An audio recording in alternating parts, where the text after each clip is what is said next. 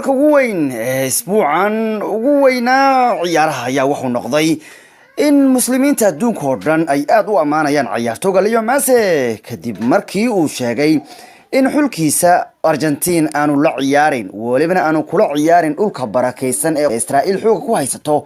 Yahuuda ilmaha yaryar laynaysa wasi laga soo xigtay Messi wuxuu yiri maqaar lama ciyaarayno Yahuuda laayaya dadka muslimiinta ah marka Leo Messi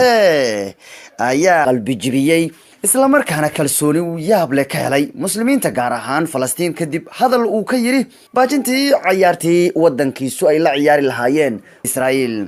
isbuucan waxaa la filayay in la ciyaaro kulan u dhaxeeya wadamada Israa'iil iyo Argentina waxaana uu ahaa kulankii ugu dambeeyay oo ay isu diyaarin lahaayeen wadanka Argentina kadibna si toos ay u aadi lahaayeen koobka adduunka ee Ruushka ka dhacaya laakiin ololo weyn oo uu horkacayay madaxweynaha xiriirka kubadda cagta Falastiin ayaa ugu dambeyn meesha ka saaray in Argentina ay u safartay Yahuuda xoog ku haysata dhulka barakeysan ee Falastiin laakiin kadib markii la xaqiijiyay in kulanka Argentina Israa'iil uu baaqday sababtoo ah Leo Messi loogu baaqay in aanu kulanka ciyaarin isla markaana loo sheegay inuu dhibaato la kulmi doono haddii uu taageero Yahuuda waxaanu saxaafadu ka sheegay Messi hadal uu ku qalbi jibinayo Yahuuda isla markaana uu taageero la yaab leh kaga helay Falastiin iyo ummadda muslimiinta madaxweynaha FA-ga Falastiin Jibril Rajoub ayaa Leo Messi u sheegay in uu astaan u yahay nabadda iyo jaceylka isla markaana uu diido inuu ciyaaro kulanka marka hore la qorsheeyay ee ah in Argentina ay la ciyaarto Israa'iil wuxuuna ku baaqay in haddii kale la gubayo maaliyadda Argentina ee sawirka iyo magaca Messi ba ku yaalo war wuxuu yiri Leo waxa tahay nin nabadda iyo jaceylka astaan u ah in maqaarku dadka ku jecel yihiin oo waliba nabadda lagu yaqaan ha soo dhexgalinka maldaarigan siyaasadeed oo ha taageerin Yahuudan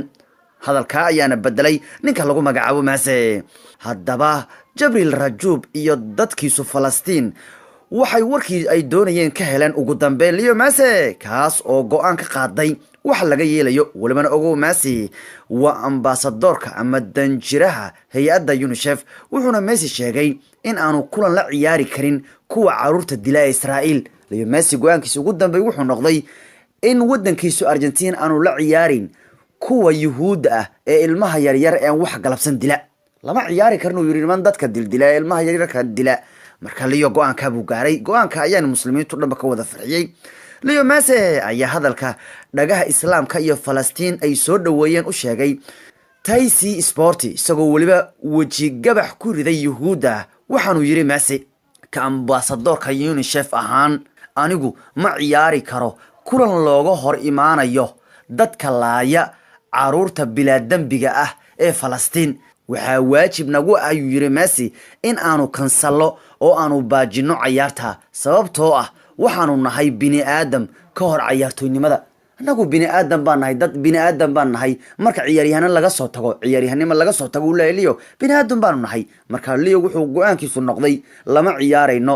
niman dilaa ah oo dila ilmaha yaryar aan waxba galabsan go'aanka Leo Messi ayaa sabab cad u noqday in meesha uu ka baxay kulankii Argentina iyo Israa'iil sidoo xaqiijiyay goolaliyaha Juventus iyo Argentina Higuain kaas oo ka hadlay sida xaaladdu ahayd ka hor inta aanu Messi go'aankan gaarin yani xaaladdu aad bay u xakarneed buu yiri intaanu Leo go'aankan markii dambe ku dhawaaqin Higuain oo isna la hadlayay saxaafadda wuxuu yiri waxa jirtay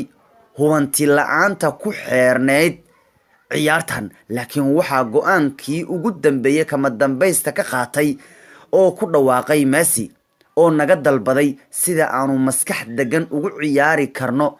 iyadoo oo dad badan oo Falastiin ay dhibtoonayaan yani Higuain ba hadalka qaatay wuxuu yiri inaan ciyaari doonin lama hubin laakiin ugu dambeyn Messi baana la hadlay oo nagu yiri maskax uma hayno in aan la ciyaarno ama aan iyagu la ciyaarna Yahuuda xilli dad badan oo Falastiin ah ay dhibaatoonayaan yani wuxuu leeyahay maqaarka ma ciyaari karno xilli dad Falastiin la laayo sida Higuain ba xaqiijiyay Leo Messi ayaa ammaan weyn ku helay in xulka qaranka Argentina uu ku qasbay in ay ka joogsadaan in Israa'iil ay kula ciyaaraan Jerusalem iyadoo oo hadda ay taageerayaasha Yahuuda ee Leo Messi markooda caro iyo qalbi jab ay kala kulmeen marka Leo Messi go'aanka ayuu isbuucan u gaaray waana go'aan ka careysiiyay Yahuuda waliba ra-iisul wasaaraha israa'iil netanyahu ayaa ka carooday Messi go-aanka uu qaatay ciyaarta ee uu ku joojiyey, waxaana uu netanyahu ku goodiyey in Messi arrinka uu sameeyey darteed uu taageero ku weyn doono. laakiin falastiiniyiintu way ku farxeen. maxamuud cabbaas oo ah madaxweynaha falastiin oo la hadlay isaguna saxaafadda weliba channelka Al Jazeera ayaa isaguna wuxuu yidhi dhammaan shacabka falastiin way ku mahad celinayaan Messi. haddii kii israa'iil uu yidhi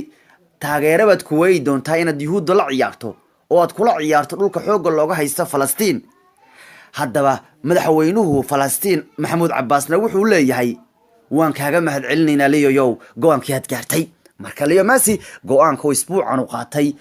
ayaa wuxuu ahaa go-aan ka farxiyey muslimiinta iyo weliba taageerayaasha Soomaalida ee muslimiinta ah ee aadka u taageera ninka kane Messi. marka Leo wuxuu yidhi lama ciyaarayno maqaar kuwa caruurta laaye bilaa dambiga dildila. marka ma loo cimaamadi karuu yidhi yahuud iyo wixii ku saabsan ee dadka iska laaya ma ciyaari karno, maskaxdeeduna ma qaadanayso iyadoo falastiiniyiintu la laaynayo inaan nagu maqaar ku ciyaarno. magic kolley wuxuu ahaa nin taageero badan oo go-aanka uu qaatay isbuucan ku kansalay ciyaarta yuhuudda lala ciyaari lahaana inuu ku kansalo waxay ka dhigaysaa Leo ebelba taageera ninka kan waa laguma dhamayno, wuxuu ahaa nin aad u taageero badan oo hadda kolley aad bay dad badan oo muslimiin usii jeclaan karayaan ninka kan qaab ciyaareedkiisa aad kala la yaabay ee lagu tilmaamay inuu yahay duni kale.